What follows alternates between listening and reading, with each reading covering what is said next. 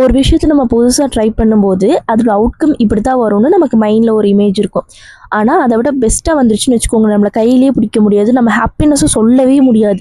நீ ஜெயிச்சிட்ட மாறா அப்படிங்கிற மாதிரி டெம்ப்ளேட்டு மீன்ஸ்லாம் நம்ம பேக்ரவுண்டில் ஓடுற மாதிரியே ஒரு ஃபீலிங்கில் இருக்கும். ஸோ அப்படித்தான் இந்த ப்ரூச்சஸ் ஒர்க் நான் ட்ரை பண்ணியிருந்தேன்.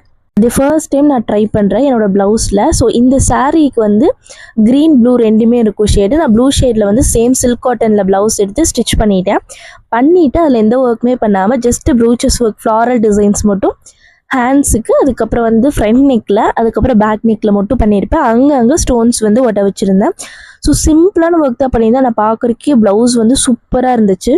இப்போ எங்கே பார்த்தாலும் இந்த ப்ரூச்சஸ் ஒர்க் தான் ட்ரெண்டிங்கில் இருக்குது. ஸோ அதை தான் ட்ரை பண்ணலான்னு சொல்லி பண்ணியிருந்தேன். ஸோ எனக்கே ரொம்பவுமே சாட்டிஸ்ஃபைடாக இருந்துச்சு. ஸோ இந்த மாதிரி உங்களுக்கு தெரியாத விஷயத்தை ஏதோ ஒன்று ட்ரை பண்ணி அது சூப்பரான அவுட்கமாக வந்திருக்கான்னு சொல்லி மறக்காமல் கமெண்ட் பண்ணுங்கள். இந்த ப்ளவுஸ் எப்படி இருக்குன்னு சொல்லுங்கள். Do follow and support.